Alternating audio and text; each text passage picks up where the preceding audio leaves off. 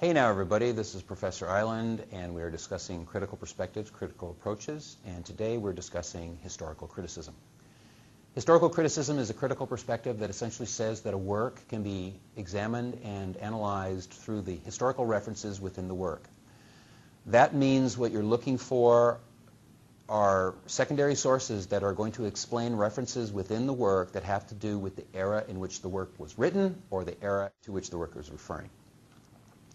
To that end, you're not going to be discussing the author specifically. That would be a different critical perspective, specifically biographical. Instead, what you're looking for are references that, your secondary source references, that explain the context of specific places, names, events, or trends that are mentioned within the work. For example, if you were to do Tupac Shakur's Dear Mama, certainly the work is biographical. It is autobiographical. He refers to himself, he refers to his mother, he refers to their experience. However, if you're going to do a historical perspective, what you would do is find secondary source information, statistical information, that explains that not that this happened to him personally, but what he's describing happened to a segment of the population at a given time.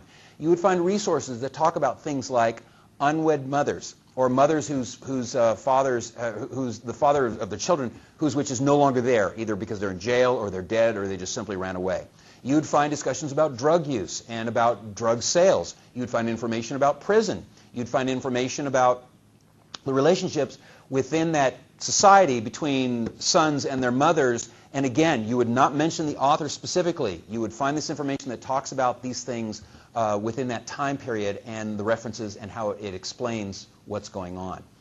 This is important analysis because essentially when you're looking at a work that is quite old, for example, something written in the mid-1800s, something written by Edgar Allan Poe, understanding what the norm was at the time would be very important. In the mid-1800s, for example, class distinction was very clear.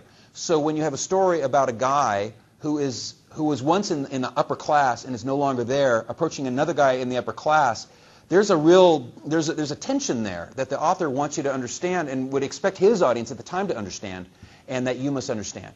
You must understand, for example, from that story, what a mason is. You must understand what a catacomb is. You must understand what the various wines that are explained and described are, because it puts the story within that particular historical context.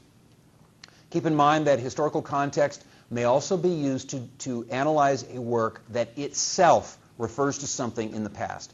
If you find a story that is set during the Civil War, historical criticism could be used to analyze the work in the context of the realities of the Civil War.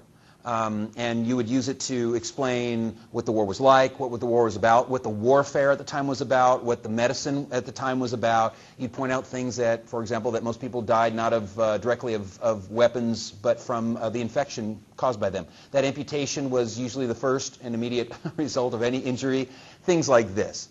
At the same time, you could do a separate historical criticism. Say this work was written in the 1960s. And you'd say, well, from a historical perspective of the 1960s, this work is kind of a reflection of the Civil War going on in the 1960s, not between the states, but concerning things like rights for women, rights for minorities, rights for people who have different views on religion, whatever it happens to be. Historical criticism is always based on either the time the work was written or the time that the work refers to. And you will find secondary sources that don't talk about the author, but talk about that era itself. Okay? Keep those things in mind as you look for your resources, and stay in touch.